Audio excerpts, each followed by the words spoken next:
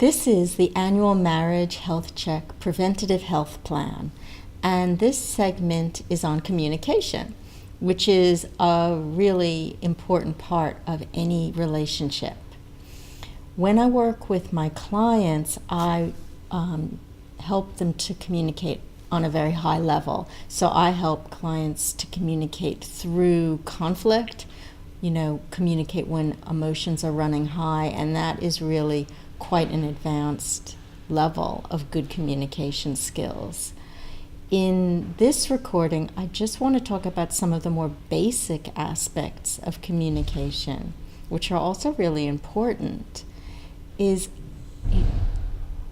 your communication has the capacity to define the environment in which your marriage takes place. And so if you make an effort to communicate in a way that is supportive, is positive, is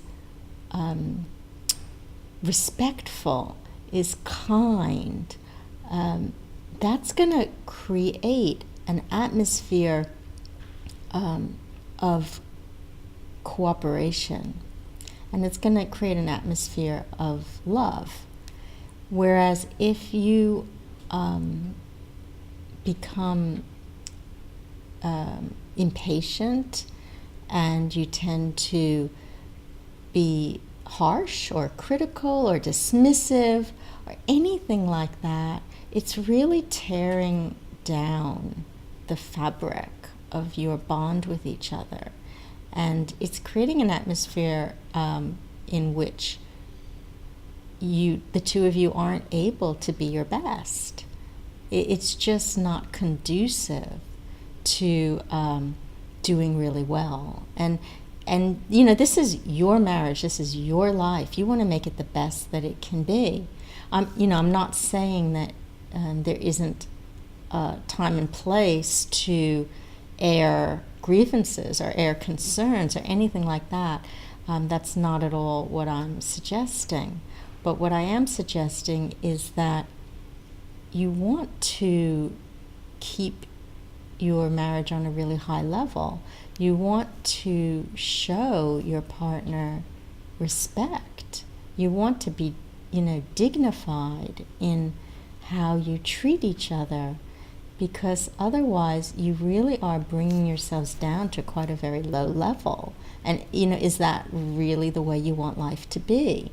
And I think sometimes in relationships we allow, the day-to-day irritations, the day-to-day irritabilities to seep into the way that we treat each other. And we may even speak to our spouse, in a way that we wouldn't even speak to a stranger or to an acquaintance. And it's just not going to build the kind of life that you want to have. So if there are, frustrations or any kind of upset, that's something that really should be addressed directly. And you shouldn't let it just seep in, to, kind of poison, the ongoing atmosphere between the two of you. What you want to do with communication is you want communication to inject, a sense of goodwill, inject a sense of positivity, inject a sense of closeness and caring and support into your relationship. Your communication on a daily basis can be, the nourishment of your relationship.